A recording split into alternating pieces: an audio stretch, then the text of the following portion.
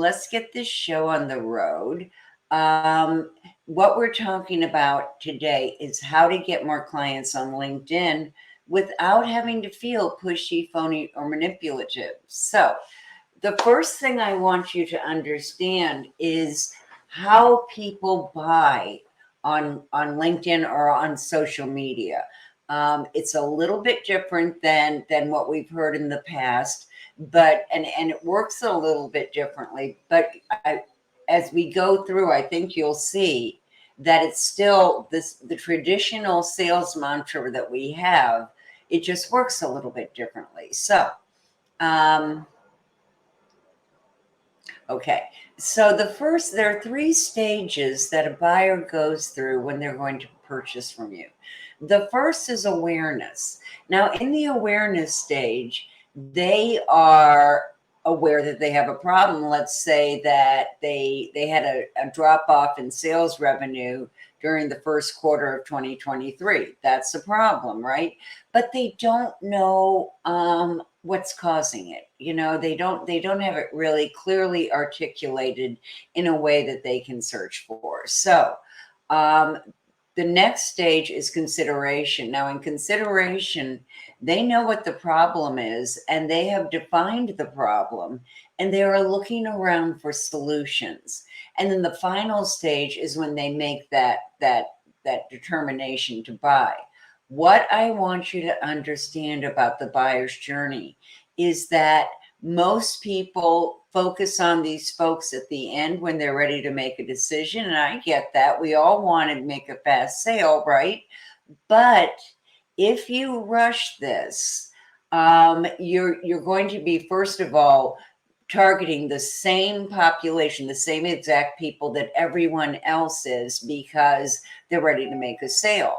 But if you look at the buyer's journey during that awareness stage and during that consideration stage, between these two stages, 79% of people want to talk to a salesperson, or in your case, if you're a small business owner, about the problem, trying to find it, define it, how to look at different solutions. So 79%.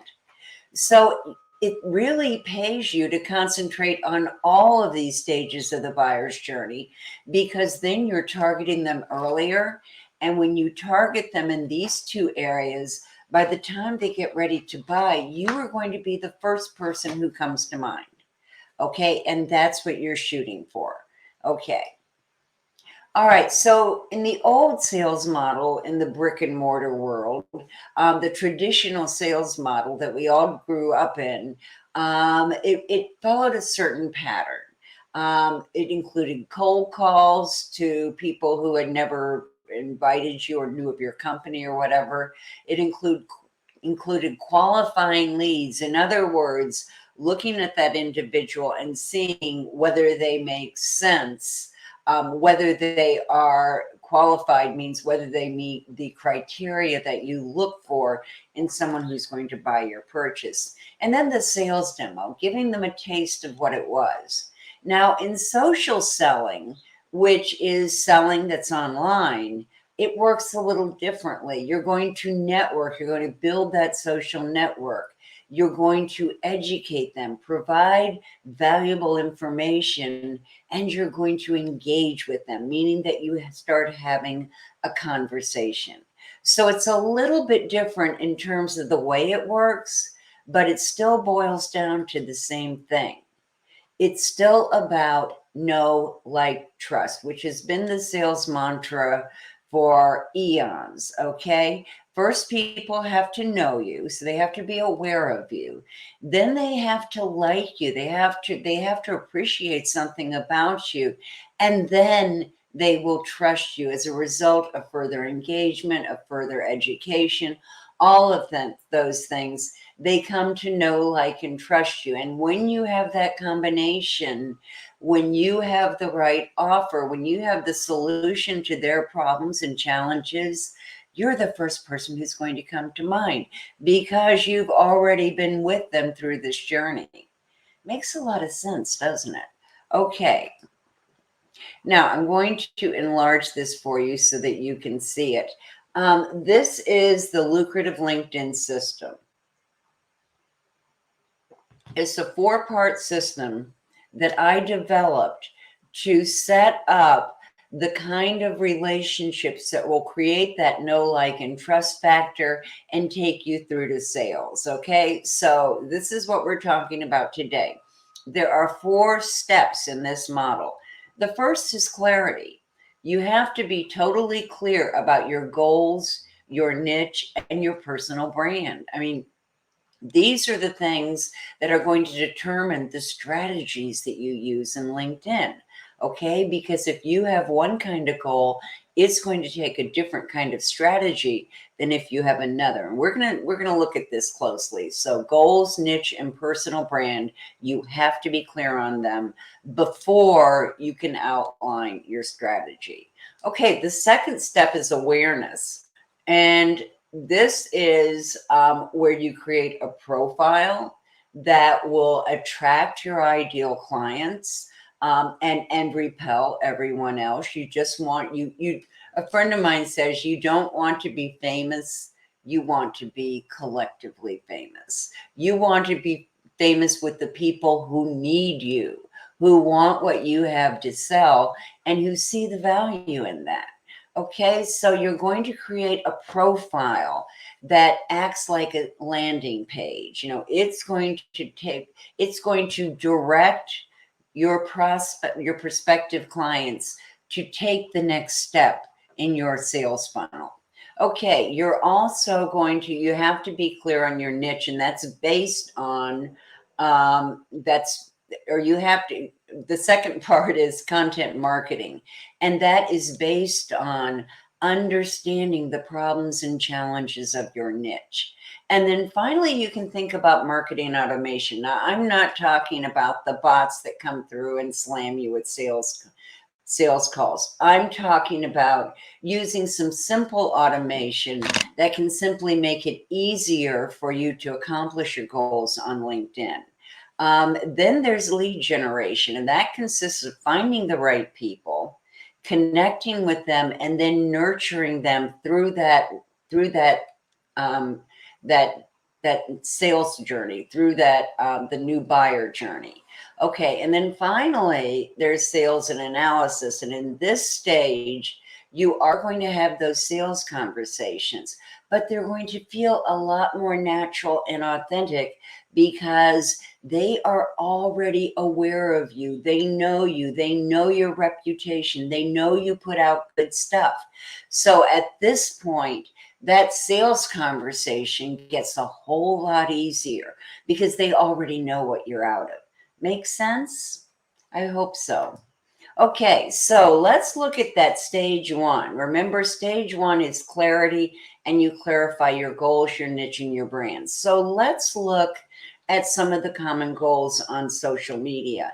And these goals are based on your business goals, okay? You don't want to have a business goal of, building your email list to 2,000 by 2,000 people this year if that's not going to help you accomplish your goals. So if your goal is that you want to build your email list, then you're going to have a different strategy that someone who wants to strengthen their relationships with existing clients. So these are common goals. All right, raise brand awareness, raise people's knowledge of who you are as a brand, establish your expertise, be an influencer or a micro influencer, increase web traffic. Did you know that 80% of web traffic leads that come from social media come from LinkedIn? Okay. 80%, let's say that again, 80% of leads that come from social media come from LinkedIn. That's a biggie. Okay, so increase your web traffic, expand your network, make it larger, strengthen your relationships with clients that you've had, increase the number of appointments, the number of sales conversations you schedule with prospects, generate more leads. In other words, have that pipeline of leads that you really want. close more sales and increase your revenue. So all good stuff, right? Now, what I want to mention about goals, and I'm not going to go deeply into this because I know that many of you have studied SMART goals in the past, but it's really important to make your goals on LinkedIn SMART. Make them very specific, make them measurable. You will know when you've accomplished it. Make it actionable, things that you can actually do to achieve your goals. Make them realistic. You're not painting pie in the sky. This is based on something that you actually can achieve, and make them time bound. Give yourself a deadline. Okay, so the more specific you can get about your goals, the more specific you can get about your strategies. Okay, the second stage is niche.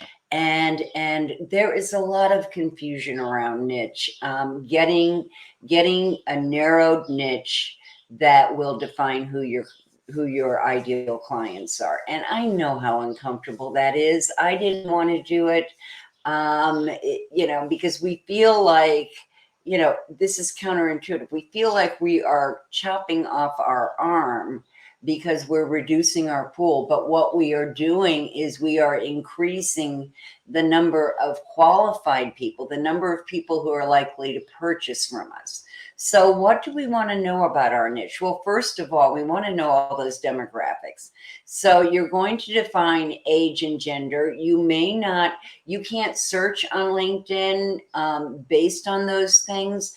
But if you have that clear idea, if you know where someone is in their journey through life, or if you know that you work with, women or men better, then you're going to want to include that. It may be marital status. It may be homeowner.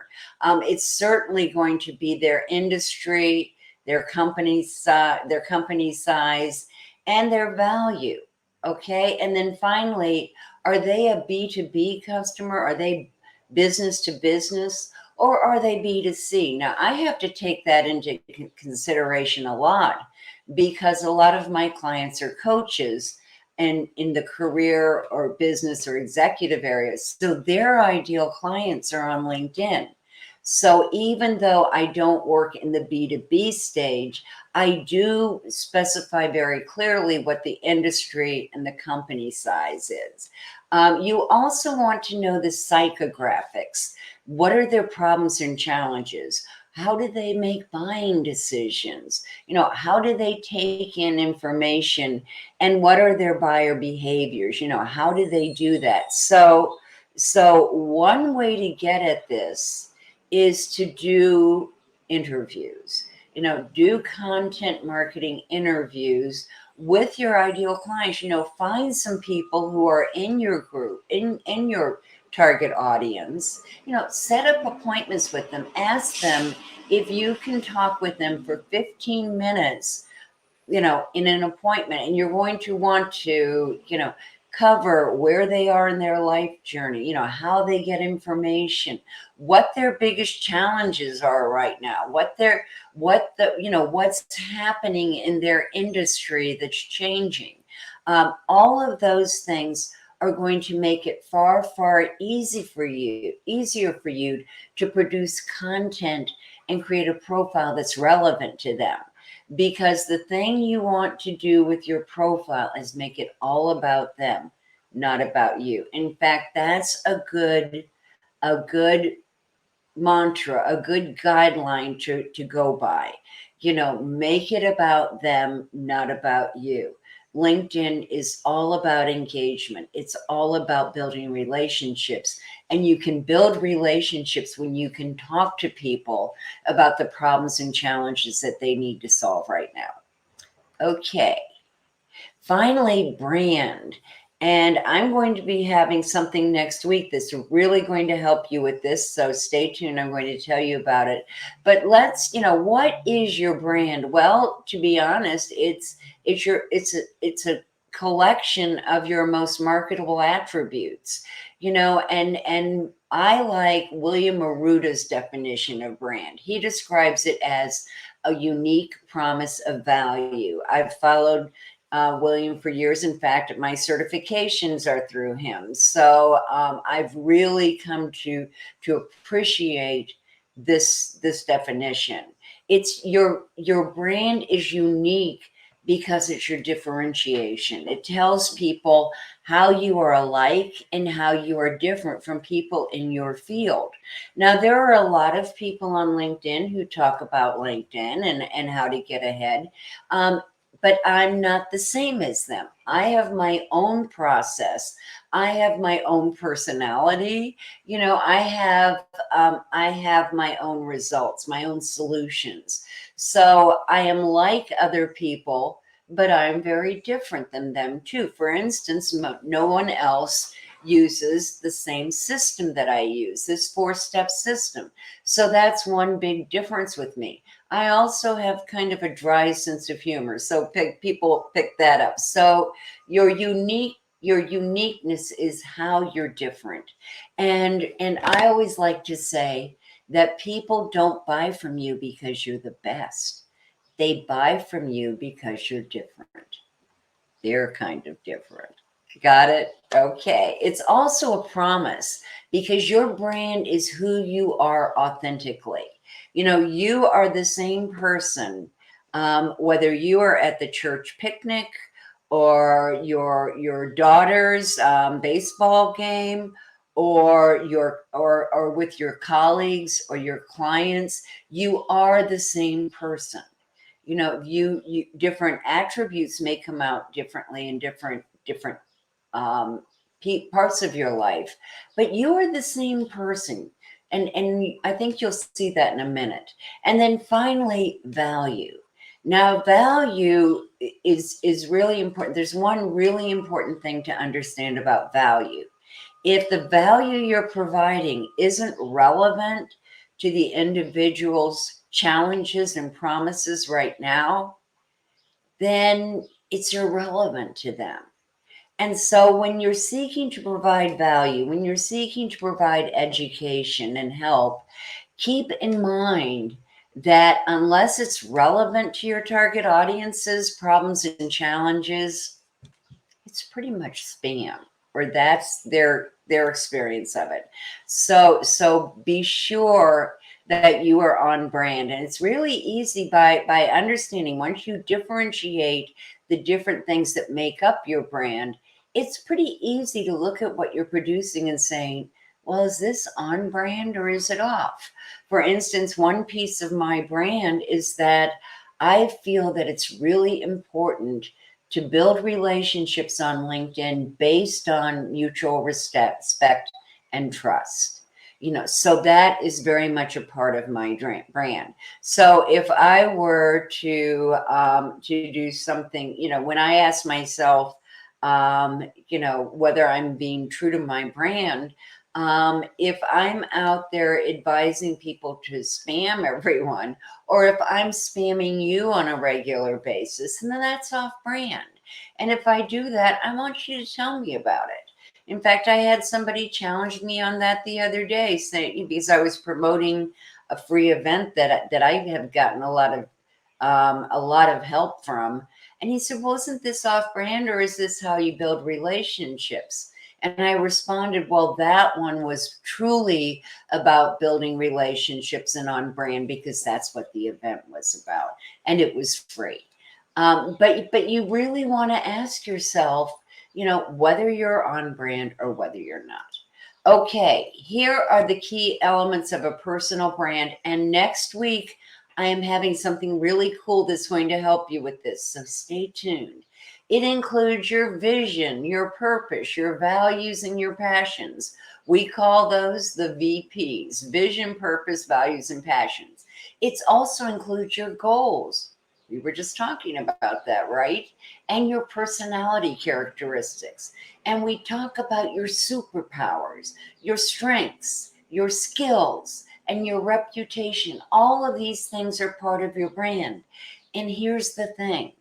Once you get clear on these things, you are not going to have to wonder, who you're presenting yourself and what your brand is. Okay, so why is this really important?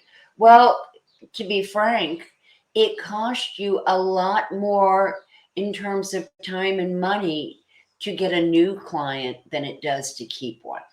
Okay, existing customers are 60 to 70% more likely to purchase another product or solution from you when they've purchased one. So you know all of those opportunities they come up with where they say, buy my checklist or buy my mini course or buy my, and it's like $47. That's because we know that once someone has bought one thing, they are more likely to buy again. The people who are your highest end clients tend to also be the ones who buy your lower end offers. So keep that in mind. Have a scale of things that you can offer, free, a low price offer, a medium price offer, and a high price offer. Have some variety that's available to people. Okay, so I want to go through 3 different ways that you can increase your ability to sell on LinkedIn. And one falls in that awareness stage. So remember, the first stage is clarity, the second stage is awareness. And in awareness, you're going to define your profile, you're going to create your profile. Now, your profile is what I call a pull strategy. Some people would call it an inbound strategy. I call it a pull strategy because I used to be a 7th grade English teacher and I like really, really simple terms. So, pull strategy, meaning that your profile attracts people, it pulls people to you. So, here are some of the things that will really increase your ability to generate leads and move people into your sales funnel on your profile. First of all, as I said before, make it client centered.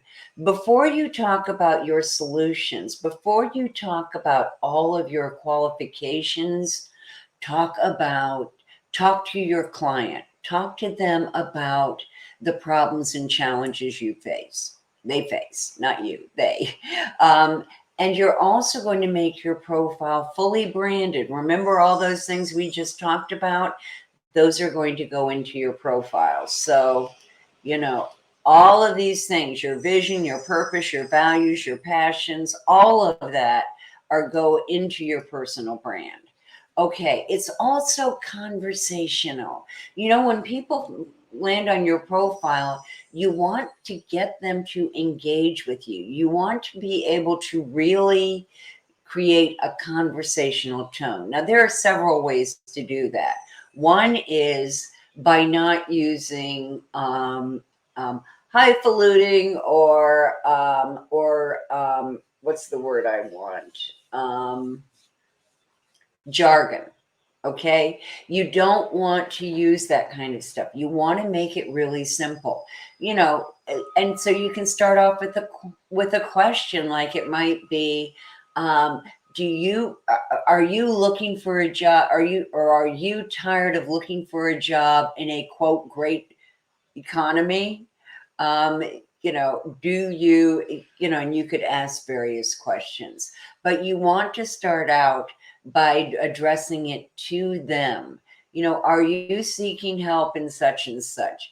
Have you been having problems with such and such? Is this your biggest challenge? Something that really brings people in. And then you are going to talk to them as if you were talking to them. Okay, you're not going to use the third person. You're not going to use he, she, it, they, them, any of those. You're going to use you.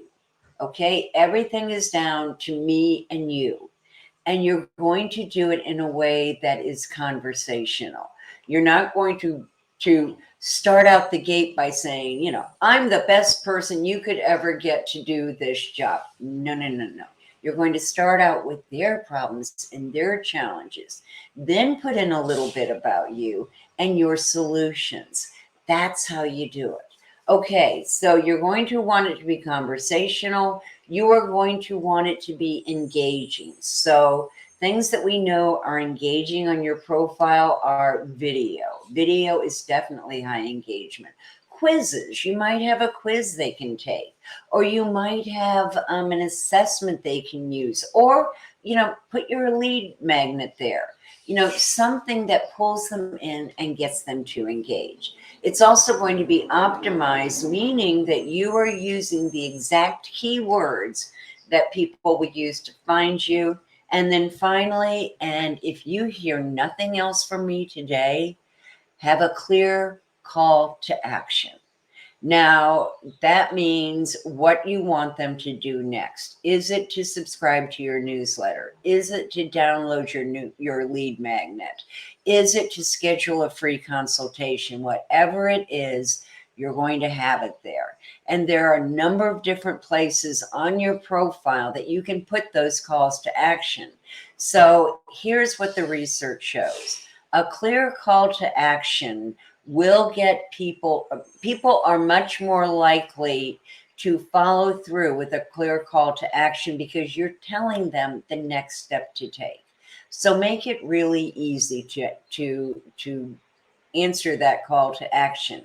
And you only want one call to action in each section. So in your about section, only one call to action. But that doesn't mean that you can't have more calls to action. It just means you can't have more than one call to action in your about section, because research shows that when you give people a choice, they don't do either one. So you want a clear call to action, your about section. You can also put one in each of your experience sections, okay? So maybe in your about section, it says, schedule a free consultation with me. Maybe in your experience section, it says, download my free whatever, or subscribe to my newsletter.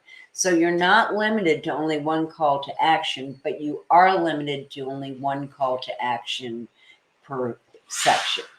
Okay, now let's look at another part of awareness, and that is content marketing. Now, content marketing, remember I said your profile is pull marketing. You're going to use those keywords and optimize it in a way that brings more clients to you. Content marketing is a push strategy. It pushes people towards your profile, okay? So they're still getting that call to action. So why is content marketing a great deal for coaches and consultants and those of us who may have smaller businesses? Well, for one thing, it's really cost effective. You can post on LinkedIn as many times as you want. You can do articles, you can do videos, and they don't cost you a damn thing, okay? Not one thin dime. But what they do cost you is time. So one of the things that I recommend to you is that you create a content calendar as you go through. And we will be talking about content calendars next week. So, keep that in mind. It's an advantage for small businesses who are strapped for cash and just getting started out. They need to be related to your SMART goals and strategies. And you need to have an action plan, a content calendar. So stay tuned, because we are going to be talking about how to do that. Because the absolute key to content marketing is being predictable and being consistent. I don't know why I started live streaming on Wednesdays. It seemed like a good idea at the time.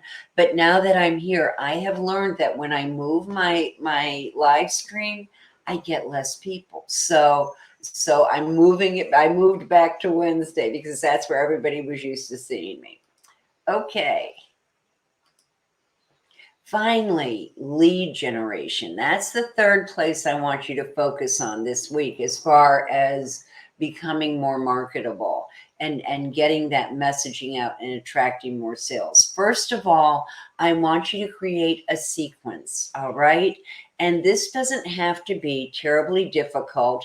In fact, I will be giving that to you in a future broadcast.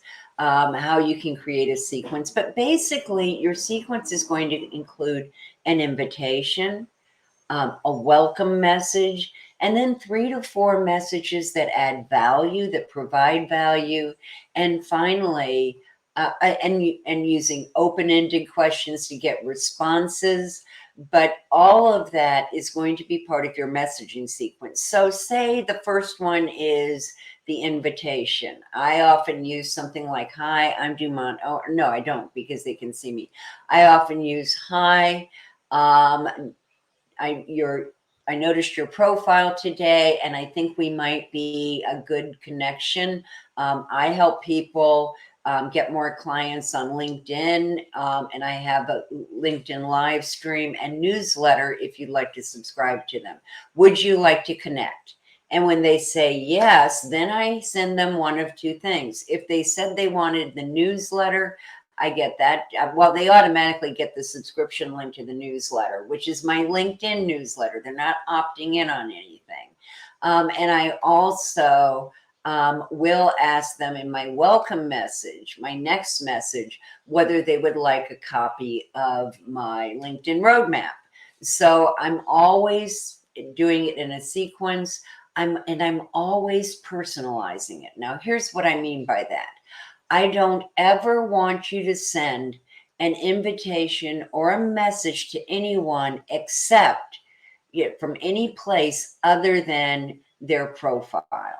Because the more times you see their profile, the more you know about them, for one thing, the more opportunities you have to look and see how to personalize it. For instance, when you go to someone's profile, let's say I'm going to someone's profile and I'm going to look at alums who went to the same school I went to. Okay, so my undergraduate work was at the University of Florida. So I could send out an email that says, hey, so-and-so, I saw you went to the University of Florida. So did I. Go Gators, and then give them a little bit information about me and the opportunity to connect.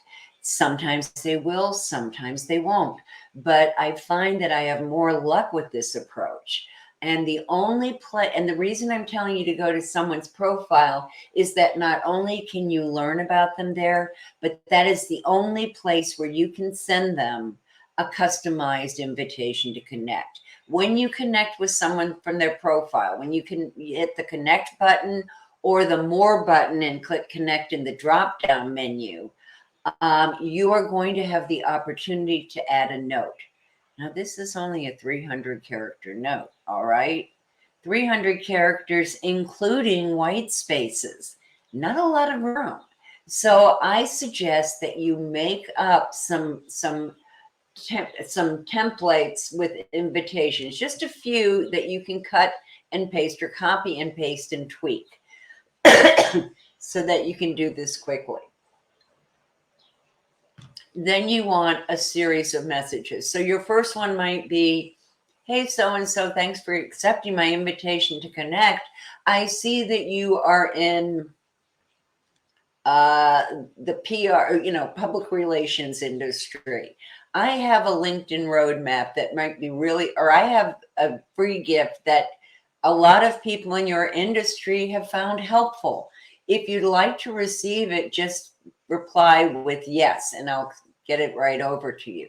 And then you have not only avoided sending them something they don't want, something they will see as irrelevant and therefore spam, you also are starting to get engagement there. You're saying respond, reply yes, and I'll send it to you. And then you do that, because not only have they responded to you, but they have just given you permission to send them things. So from there, you can start building that, excuse me, that value. Hold on just a sec. And one of the greatest things for encouraging communication and nurturing leads is to ask open-ended questions. Hey, so-and-so, so glad we connected. I have noticed that, I just noticed that this article, or I just found this article on LinkedIn that just made me think of you because of some of the questions you had. So I'd like to shoot it over. Or, hey, so-and-so, I just published an article on such and such. Would you, if you'd like the link, just respond yes, and I'll give you the link. There can be a lot of them. Ask an open question. Lots of times I'll send out, do you have other questions about developing leads or closing sales on LinkedIn? If you do, hit reply and just with your question, I'll be happy to answer it. So there are all kinds of ways that you can do this. There are also some ways that you shouldn't be doing this. One is you should not be sending out generic invitations. And LinkedIn makes that really easy because they ask you to upload your address book. Don't do it. And they also, have these suggested contacts, and it'll have this connect button there. No, no, no, no, no, don't do it.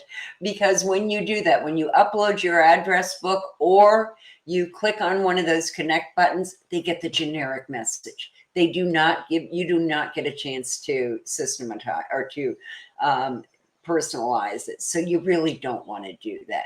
Sending a premature sales pitch. I don't know about you. When I accept an invitation and then I get this sales pitch, it feels like a gotcha. It feels like, I've been tricked. I've been had, and I don't like that. Sending out creepy messages. Now, I'm sure that you don't, but this would be things like, oh, I noticed you noticed, or you were on my profile. I'd love to connect, or I've been following you for some time, or I've been following your information and I really like to connect, or please don't do this. You have a nice smile. Don't ever put that in an invitation to connect. It doesn't sound like you want a professional relationship. It sounds a little creepy. Okay. And then finally, another messaging minefield would be trying to move the conversation offline too soon. Now, there will be times when the response you get from somebody is like, oh my God, where have you been? This is the perfect time. How can I get in touch with you? That's great. That's great when that happens. But have a process so that you are always moving people to you. Okay, and here's a way that I suggest that you manage this. Number one, manage your messaging. Go on LinkedIn every morning or every afternoon, whenever you can schedule this, and look at your messages and respond to them. Some are going to be great. Some are going to be hostile. Some are going to, I've had a few people when I've invited them to connect who wrote back and, basically said, here's the classic one. I don't want to connect with you. Didn't you notice that I'm in your industry? I'm one of your competitors. What's wrong with you? And I used to get ticked off when people in my industry sent me things too. And then I realized there's a very good reason to connect those requests, because you can then use advanced search to go through their connections and sort them by your own filters, by your own criteria. Okay. Also, if you have posts and articles in there, you're going to want to go in and make sure that, if there are any comments, that you respond to them. If there are any people that you want to make sure see this, you can use the @ in their name, and then they know to go to your article and leave a comment or like it or do something like that. And then finally, you're going to respond to notifications. Now, notifications are up in your menu bar at the top, kind of on the right-hand side with the bells. So you can see that, and it always has a red or a white number in red. So that'll work. Okay, and the final stage. Hey, we're at the final stage.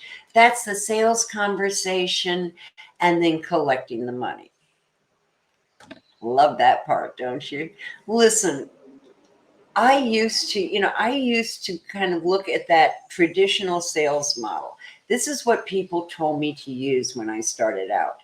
Make cold calls, then qualify them, find out whether they're a hot lead, and then finally do a demonstration.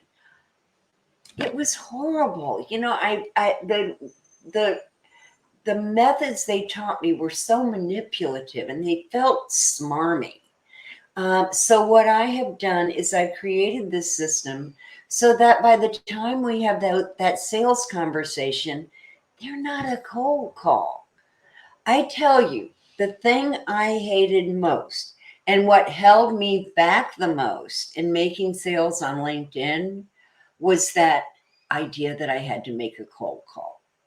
I would, and some of you have heard this before, but I would literally block off times on my on my calendar. I had them every single day, five cold calls, and I had a time for them.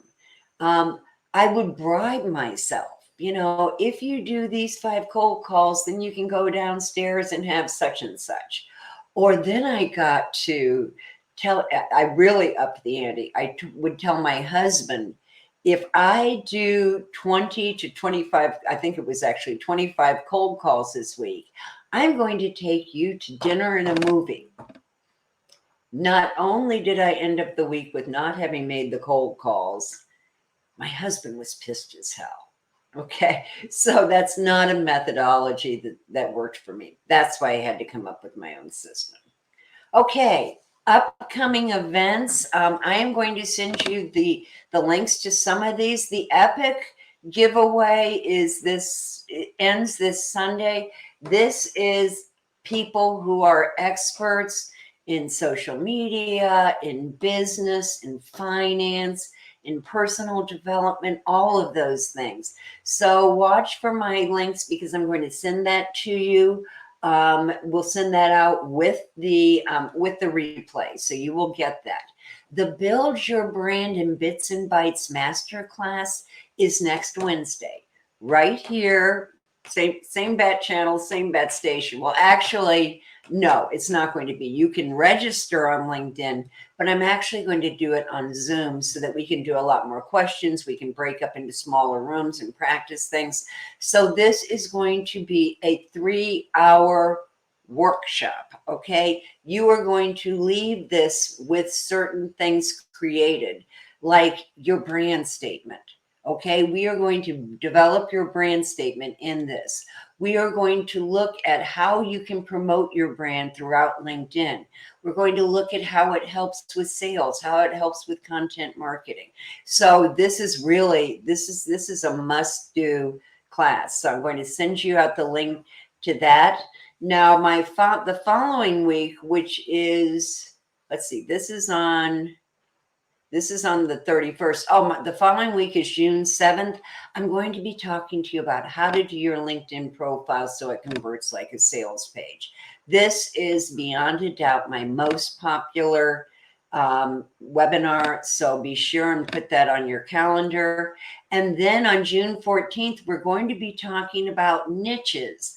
I'm having a very special guest, Janelle Anderson, who is the confidence coach, and she teaches storytelling, and she's just amazing. And we were on the phone, a few days ago talking about niching and talking about how difficult and how hard it can be to really find that niche that not only is marketable, but that gets us excited. Okay, so be sure and tune in for that one. That's on June 14th. And then finally, the Digital Marketing Edge Summit. This is going to be 24 experts on digital marketing. We're talking everything from email to podcast to apps to video, all of that. Artificial intelligence, we're going to have a couple of different kinds of things on that. So if you want to learn more about these, I will have the information when I send it out. And then finally, there are some resources. The LinkedIn roadmap. Now, this is the roadmap. This takes you through those 4 stages I showed you at the beginning.